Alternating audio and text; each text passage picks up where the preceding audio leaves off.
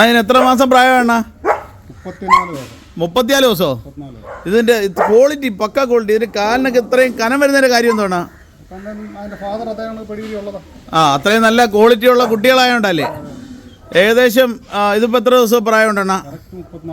34 ദിവസം പ്രായം. കിടിലൻ കുട്ടിയാണല്ലോ, കിടിലൻ കുട്ടി. വേറെ എന്തെങ്കിലും കുട്ടിയുടെ പോണാണ്? സർട്ടിഫൈഡ്. ഇതും സർട്ടിഫൈഡ് ആണ്. സർട്ടിഫൈഡ് കുട്ടി. ചാമ്പ്യൻ ലൈനേജ് അങ്ങനെയാണല്ലോ ഉണ്ടാ? ചാമ്പ്യൻ ലൈനേജ്, ഇമ്പോർട്ട് ലൈനേജ് അല്ലേ? Import lineage. അടിപൊളി അടിപൊളി. എത്ര റോഡ് വീലർ ഉണ്ടെണ്ണ? 18 റോഡ് വീലർ തന്നെ ഉണ്ട്. ഇതിന് പ്രത്യേകത ഉണ്ടോ? ഇതിനെന്തുകൊണ്ടാ ഭയങ്കര സൈസിലായിട്ട് എടുക്കുന്നല്ലേ? പിക്കോ. പിക്കോ എന്ന് പറയുന്ന മെയിലല്ലേ? ഓ അടിപൊളി. അതിന് ഫേസ് തന്നെ കാണുമ്പോൾ അറിയാം. ഓ ഡയറക്റ്റ് ഇമ്പോർട്ടാണ്. സെറ്റ്. ഒരു വലിയ അബിയുവിൻ്റെ പ്ലാന്റ് കൊണ്ടു കൊടുക്കാൻ വേണ്ടി വന്നതാണ്. ഇവിടെ ഒരു അബിയു മരം നമ്മൾ നേരത്തെ കൊടുത്തത് കാഴ്ച നല്ല സെറ്റായിട്ട് നിൽപ്പുണ്ട്. അതൊക്കെ നമുക്ക് വഴിയെ കാണാം. അന്നേരം ഇവിടെ വന്നപ്പോഴത്തേക്ക് കൊടംപുളി, അതായത് തോട്ടുപുളിയുടെ സെറ്റ് ചെയ്ത് ഉണക്കി, അത് വെയിലത്തിട്ട് അതിൻ്റെ ഗുണം പോവാതെ ഉണക്കി സെറ്റാക്കി എടുക്കുന്നതാണ് കേട്ടോ. അതേപോലെ നല്ല ബുഷായിട്ട് നിൽക്കുന്ന മാവൊക്കെ നിൽക്കുന്ന നിൽപ്പ് കണ്ട ഇതേപോലെ സെറ്റായിട്ട് നിൽക്കാൻ വേണ്ടിയിട്ട് തളിരില പോകാതിരിക്കാൻ വേണ്ടി നമുക്ക് മരുന്ന് കൊടുക്കണം. അന്നേരം അത് നമ്മളിപ്പോൾ ചെന്നത് ഷാജീസ് കെനൽസിലാണ് കേട്ടോ. ഇവിടെ ഒരു പ്രത്യേകത എന്ന് പറഞ്ഞു കഴിഞ്ഞാൽ ഒരുപാട് റോഡ് വീലർ കുട്ടികൾ കേട്ടോ, ഒരു രക്ഷയില്ല. ഒരുപാട് റോഡ് വീലർ ഇവിടെ ഏറ്റവും കൂടുതൽ റോഡ് വീലറാണ് ഉള്ളത്.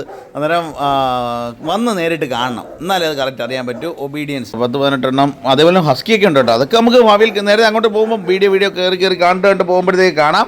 അതുകൊണ്ട് ഈ കാണുന്ന എല്ലാം അവിടെ ഇപ്പം ഉള്ള അതാണ് കേട്ടോ. അന്നേരം ഇതിൻ്റെ ഏറ്റവും വലിയ പ്രത്യേകത എന്ന് പറഞ്ഞാൽ ഇത് നടുക്ക് മൊത്തം പ്ലാവ് സെറ്റാക്കി ഇറത്തിയേക്കാണ്. പ്ലാവ് മാത്രമല്ല, റംബുട്ടാനുണ്ട്, മാംഗോസ്റ്റിനുണ്ട്, അതേപോലെ തന്നെ അബിയു പഴത്തിൻ്റെ തൈയുണ്ട്. കുറേ പ്ലാന്റുകൾ നമ്മൾ ഇതിനെ കൊടുത്തേക്കുന്ന പ്ലാന്റുകൾ ഇവിടെ വലുതായിട്ട് നിന്ന് കായ്ച്ച് നിൽക്കുന്ന പ്ലാന്റുകളാണ് നമ്മളിപ്പം കാണുന്നത്.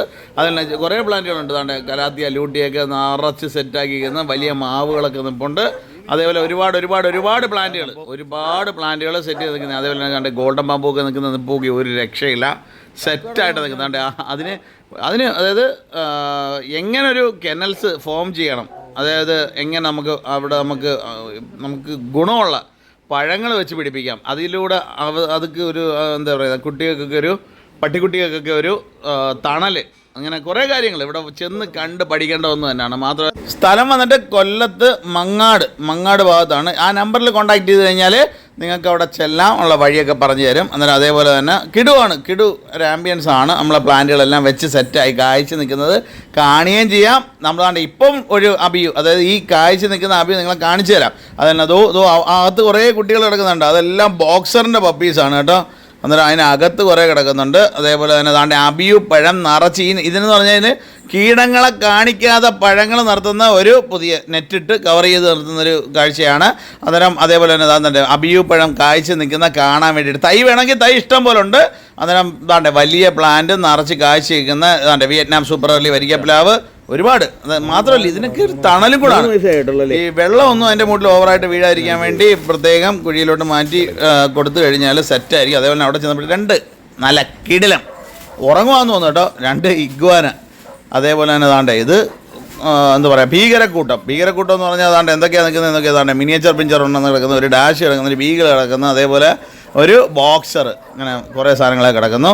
അന്നേരം അതേപോലെ തന്നെ അതാണ്ട് ഇവരാണ് അവിടുത്തെ താരം. കണ്ട ഹസ്കി.